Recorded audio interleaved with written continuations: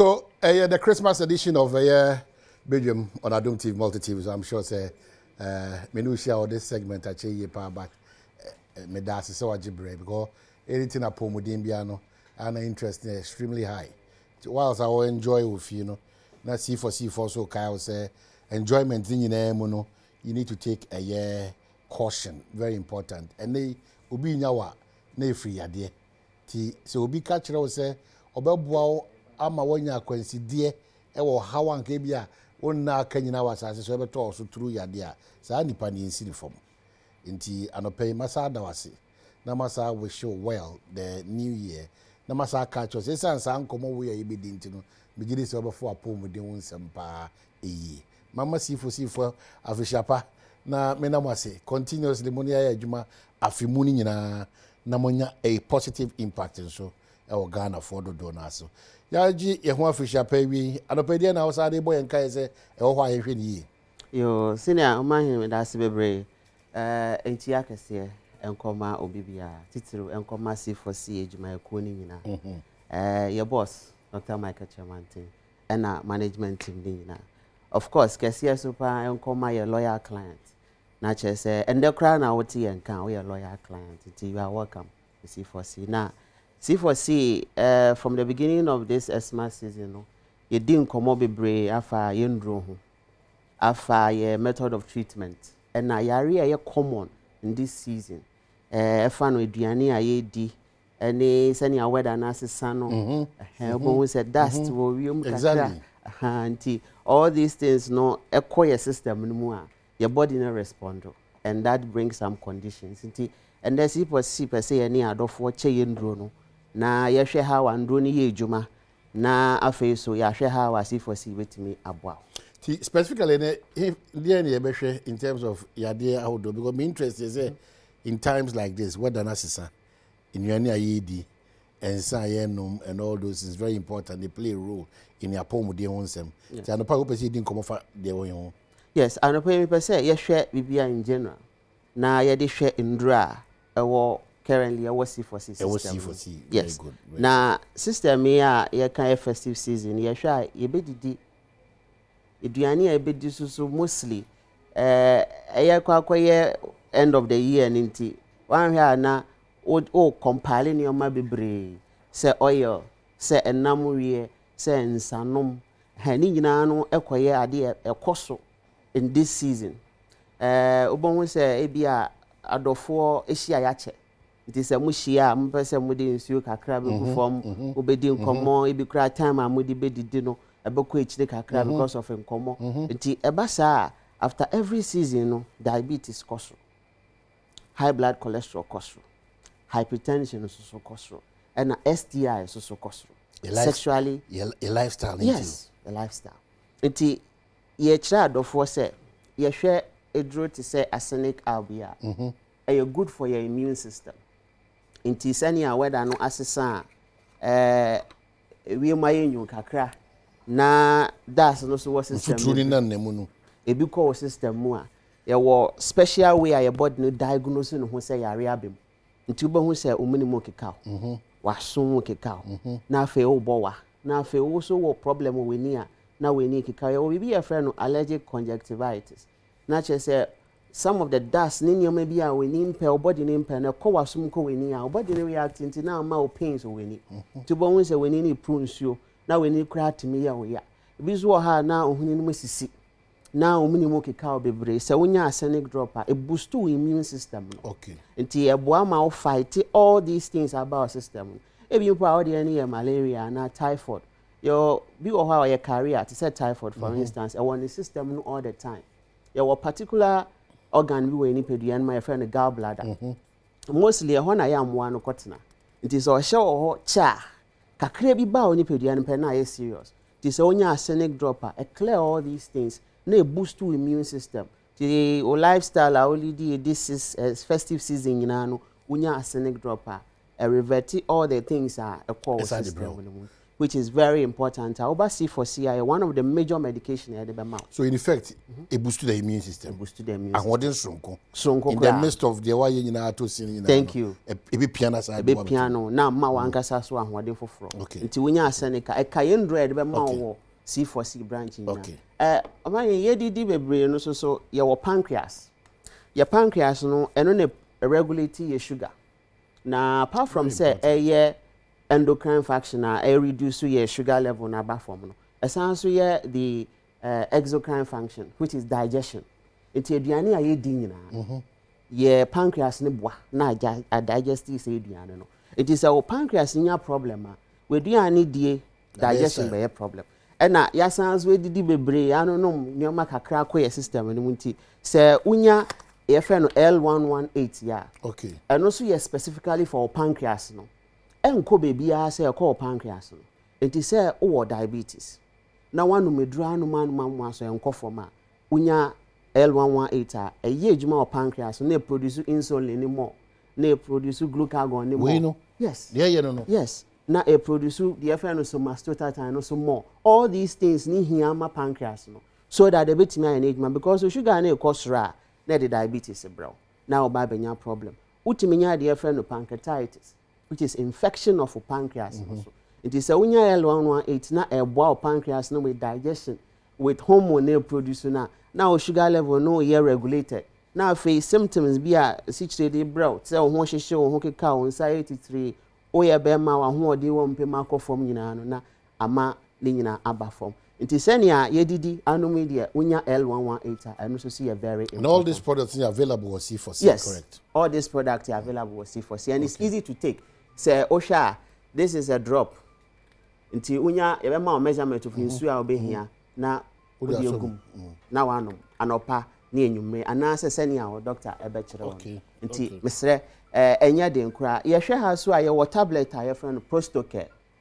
Me pa chaw. It has something to do with prostate. Yes, thank you. Thank you. But very important too. Yes. This holiday break, Nikrano, unfortunately for almost about 8 friends of me and going through this challenge of a year prostrate. And I think it's all hammer one more because you know, MC as ye did agro, we ne fare by ni yentias and if you say bibia sa keke but I say no ma bebre prostate condition causes a lot of problem.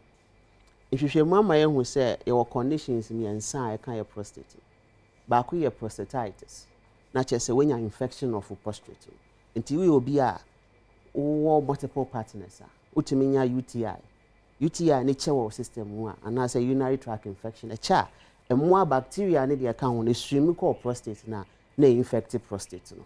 And no ya another thing. Even when no say oh John so we say John so ya bema. Oh John so we say more pie bebre and only a prostatitis.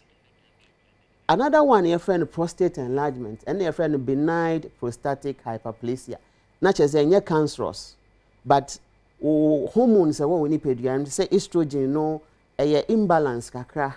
Enti yenyia na testosterone na ma ye mema no eba form na estrogen na ye ma de bebre no so ba eno so wo effect a etimi show prostate no ma ne ye kase enti ye say prostate no enlargement is directly proportional to age ti abra ye nyi wunyini nyina no na ye kase one major thing is mema na ya ye ntanye test and say check up achi say bia daji ni ho daji aboya show si pam oh achi say bia bubu yegu ho kra na ya rush na ya kechiri na kechiri eti Prostocare no to care for your prostate say wunya mre nko koye check up ni we nyina wunyi a wodidi na wo lifestyle nyina no wunya yetena se bebre ma ye djuma wo ye wotena se bebre o drive pressure wo de to lower abdomen e bi kan prostate no ti etimi increase no ebi wo kra na de constipation untumi se bi enko bebi so ye okotena so na uchi mebra o increase prostate ne size. Wow. All these things ni en sheda hu wo Prostocare be made you need Prostocare 24/7 also onye bi wo ho na o no mabribia na control prostate no so that e mane nye kese kra nti Prostocare so ye major medication about C4C na ye be man nko ade a ye be ma obi so far as we do sexual is need ye ohia bi nti no so ye another major thing and na ye wo Vigor M. Okay. Vigor M no tin di nkra ultimi say more power. Na energy sem ne say enye aphrodisiac. See for see against aphrodisiacs. Ndura wo no ma be ma ahoden bra no metum aye adwuma ne yempe. Nti we no wo ye be ma nko a de abribia no hia bi wo system. Surprisingly no ma ka kanyina no camera phone obi a steady e ba we na ye kan obi a chase s Vigo M as obi a chase. Why and na ye major problem na. Why e friend kan yo ma hu hia bebre o. Camera phone mu na say kusu. Yeah. O bo Vigo M na obi a chase s. Mine eye adwuma. Eye adwuma Papa na Vim Vigo de abema bi ahia bi. At least a friend of mine they be asking what can say being a man no is inside the room. Enya abonten de obeye no. Okay. Inside no ehia pa. Nti wunya Vigo M. Eboa na ma o blood vessels na a patent. Make a patent. An ultimate pleasure solution for men. Yes. Na mu ebie.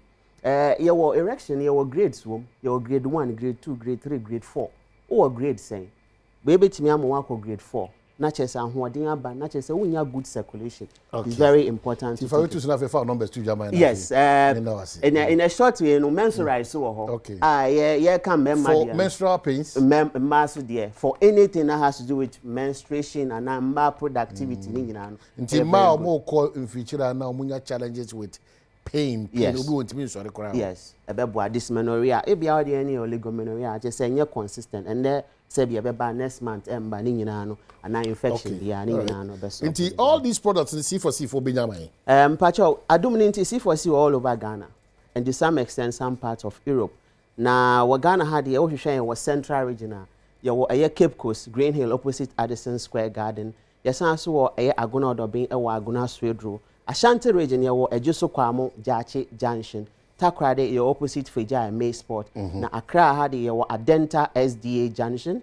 Ye Juma from Monday Ekosi Saturday ye start Juma exactly on 7 a.m. on the dot near upon 5 p.m. Services no enye indro we nkwa indro bebre ewo ho na ye promo no guso e running ye be free health screening amaw ahwe wenta organs ni nyine hudi ekoso ansa na ye de indro account. Mesre se bebia wo bia ntuanamo na brasi for C say bia opese woni yedi nkomo ansa na waba number ofra 24/7 ye bejo so bianca so many obekasa ye 050 00403331 050 and now it says 050 00403228 050 00403228 C for C Homeopathic Hospital ye giendro ni di ye treatment plans ni di nti de bia ya asema ye kan say once treated forever treated. Anope yada obibia. I mean, and I love it. Once treated, forever treated. It's very, very important. Yes, sorry, I did na. And no one know. Problem be any ubium. And Mr. Once I any prescription to or a solution to our challenges health-wise, no. And me and to tuna JJ. Me mamu ina fishapa. Onyame aduma. We are crossing into next year. We'll do better and greater things. Onyame adum. Amen. Me kwaba. Me ba. Atiesi apumudin lenim. San komona na ibidi ti me kwa basisia me hu asori nyom to da me to de ba me ntunsi onyum ye de pa ba me hese me koto a ya me kan sinse mu ti we no wa onim to later na the west na bre me jo metal and pay ya chia we are still in the festive mood intino. It's important to think about your health, very important. Makachiro say bibia bit me we pay your ba pomudin isin to ba hwa is a big challenge for yourself, the family, and for the country. Because obinim John Kukra de ebechiso. Ti say oh no be pray nya sika nya nyapadia odo nyina na pay attention to that engine ebetime de wakwa ba. Make us forgive me, it's a joke. You can get all the money, but one day, once you don't pay attention to your health, a strike here. We realize you said the ope gu nyina no. Afi the enyo kura enyo. It is a bon you know. It is important that a bribia ebenya akwanya edi apomuden wonkomo no obeji bre na wati na wafade ebebo oni pedua na apomuden no etimedi mu awie eye peyo. Assalamu alaikum. Alaikum salam. Gemo for transia omsi simlaye. Yes. Aden. Ye wogidi se bibibia mo no ye sha se onyamede mu. Okay. Anti bibibia odi nyankopon If you obedi you or fruka or tenasio, yes. You are bismillah. Adamo so dey na mo kanti kan say nti na mpese me tia say. Yes, say the oye bia no odi nyankopon din and Edika. Oh wow! It should tell you the free arming. You know, arming should they say who name arming scientific there? Maybe in the affair of water system name. Yes. They've been there. Yes. Integrity intact. Correct. You know, far upon commodity or more integrity intact over 20 years or so. Yes, I think 3 decades now. now. 30 years. Yes. Yeah, so clearly, integrity is strong. Now, management skills in your papa. Now, when your feedback, papa so free or patients who are 30 years, any joke. Okay. They will recommend arming for you at any point in time. Be our GD or symptom. And I say, oh, here's our bow symptom or buying. And I saw we buying poker and son edu. Very, very important. And I pay ED never can was a make ED or ED. And yet diplomatic passport. Erectile dysfunction never can was a money. Good morning. On such an occasion, what choose you to talk about ED, erectile dysfunction? Yes. And yes, I see a TRCU. No correct. And saying how we can avoid, or even in the midst of that challenge, you know, yes. It's what my prescribe will be their mind. No correct. The church remuyi. You, oh my, Dedica Medasi, and AMNG. I've been listening to you, watching you, both on radio and TV for a very long time. And then yes, having interview with you, and with your intro, no, I'm so glad. Of course, a lot of times, you know, Obeti, you know. Hospitals comes up at the cyber any no nansa. Oh no, I can vouch for Amen. If it's about Amen, I can vouch for Amen. Amen Scientific Herbal and Alternative Medical Hospital for so many years. That's so Eddie Apomudi Hotopa, Ebreman for now, and there you can't erectile dysfunction. Now, one topic. And when hear me, I'm very keen with such a topic, and the fact say, me so me ye bema na minim said ye mema bebre or how wo ekom as a result of erectile dysfunction. I'll not jump the gun, but here is Kwabena Santia Wishan na kwada or China there at age 22 years. Now I say yes, it happens, and I'm sure said before the discussion, our mom for Betty say why even at that younger age people are going through such problems. Some say, a lot of times, you know, you're in societies, you know, yana and komobi say, you know, you're need the and he say, or how be bahwa, so a lot of times, you know, me catch a mom for and say, cause erectile dysfunctional. Erection ankasa odi yemfa erection ankasa be ma bia no ansa na obetimi enya erection so eyade a involve enyoma bebre it's a very complex process say yeti hoyi be ma ansa na osabi be ma betimi asori na agina so kama bibia no wakoma plays a very, very important role. O state of mind, it plays very, very important role. It plays very important role. There are specific hormones be and also so even your muscles. Wow. Yes, your muscles are away in no and some hormones and then nerves be a woni pediano. And untino sebi bema ankasa ansana obema betimi asori a betimi agina so kama sani oma mabubo so nyina no ekesi ani anase ekabom na etimi aboa ama wanya erection kama eno ntino indika ye bi moje di efusane akoma no mu da ho adwene ne mu so a concentrate afi nipadua na kwa bi no so kesi no ni ade because on said the etiane say sebi emema no say ade say ibe hu bibi anase ebe touch bibi ebema ya tenka ebe page system the moment a obe hu bibi a wani je hu a watenka ne beba no adwene no and ebe interpret that kind of action na ekoso no then adrenaline will send that impulses, that information to the heart and tells the heart, say, you made you say, so I need you at that point in time to circulate. So there's communication. Yes, there's communication in the system to circulate blood to Sabi Obama. You know, you be admin say Obama in team A. Don't pay any. So at that point in time, what we have to understand is about 7% of your total blood volume would have to move into a Obama no more. A Juma Pao. Yes. And unse a moja no so air kono enam entimu. Enti say intino or how ewo ho a moja no ntimi nkoye. So what I say. And unse o man a moja nkasa e dia fusani we ni pedium blood circulation. When blood moves into capillaries, there's exchange of gases, oxygen, carbon dioxide exchange. Happen. Blood moves back into a akumanum for another circulation to take place. But beme biano se be obema na ansa na betimi asori e begina so no emoja na ekwa e wosetena ekwa be so na betina. That is where some muscles, some contractions, some hormones will come to play. Said you be emoja no betimi egina eno nti no sabi so ye bema na say 10 minutes and wa ho odin betimi a the blood would have to stay for 10 minutes. If say 20 minutes, if say 30 minutes, it has to stay. And these hormones and the nerves, you know, and the betimi aboa ama moja na tena. Yes, sir.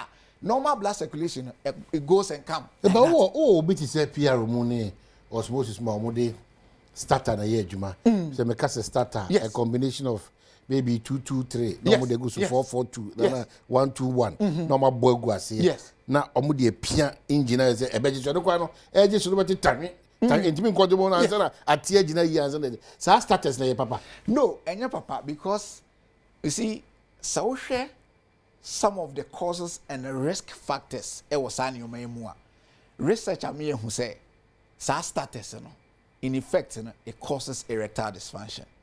Hey, yes.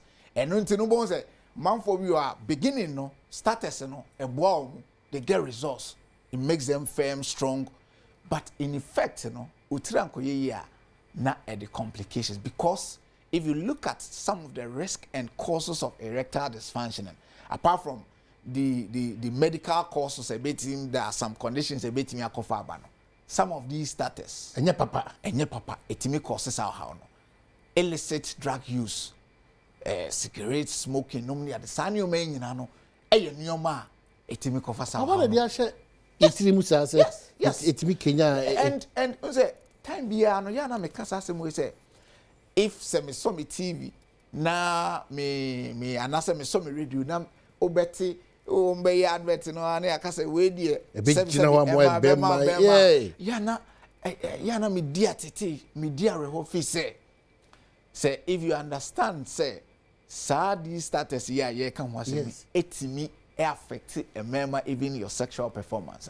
And Kenya dia obe rely on that as an antidote to some of these problems. What of Onswa? You know, I say, I don't know whether a mindset will say, you be paying you say, just that fan of Onswa and one who done. Bema no edging na on effect for yes. Onse said you're okay. Yeah. So ye a member do be a moye mranti or more sa how no. Me ha many be a moon nine and I said no. Go through that process. The genesis of that problem is as a result of that. And also the danger about sa I didn't say. When no utranko ye a bedroom baby and service baby a bear cry and sorry be. Because on say erectile dysfunction it is inability to get sustained erection to satisfy your spouse or once. But so utranko ye a sa mema sebi womo a year go through sa process so money or mohons everywhere no twetwe ne honum ne ade no sa masturbation. So yeah drew baby a tranko ya be man intimate sorry. I wish we are able to talk more because me person ki ira 2025 me the chair. Yes. We have a sustained conversation around this. Yes. Meaning say we other things can amen. Exactly. But another we are so critical because yes. I say sebi nantwi enini na wo baase ni na remember yewu there's a huge problem. Yes. Remember yewu ni ankasa o. There's a huge problem. There's a huge problem for a lot of men. And on say said you okay no. Remember nya samoa omunyo obi mo but remember bebre ewo how especially when it comes to some of these things, because on say on my these problems here you can was so sure even say mema bibiri krampo you want to say a lot of times say they make a courses you need to first and foremost understand where your problem is coming from. Ansan what me solve. Ansan what me solve. You better ask Uncle Mosu. Me so brain into for number 2 drama na masrel say unyame the 2025 chair. Yes. Na yen toasa ankomo we so. But me gidi say nipa be frɛ kura after this for directions and for counseling. It's very important. Yo, my here medase na Amen Scientific Herbal and Alternative Medical Hospital. O my mu hadie mantem bia obekoso no. Ya so eni bi ho. First ane ye mantem du no. Ne o baby ase si e beda ne 16 so no. Still no mantem bia obekɔ no. Obenya ya so eni bi e wo ho. Enti obefrɛ ye numbers no. Na Amen krabata e ben wo no. Ya kyerɛ kwan ama wakɔ akɔgye ayarhwɛ. Ye numbers no e 0244 227 192 0244 227 192 afenso so 0245 275 254 0245 275 254 and the trato a 0207 229 505 0207 229 505 offer number simu bia on Sabeka Amen Scientific Herbal and Alternative Medical Hospital. Now ni edi enkita. Okay, so madasi, and I wish you well in 2025. Thank you pray so much. Allah strength to be more. Amen. Na mojuma must be me ejina. Amen. Na mama the right products for your ailments how do you na. Ye could try ho aba makacho say bronya no. Udi nyina na yesa aba okoko. En na man ye de no. Udi na review pe wakọ ira kwan. Nti udi nyina na kokobo so en na machiro kakra. Kokobo we no ankoye na mfosem akoye apomuden ho kokobo.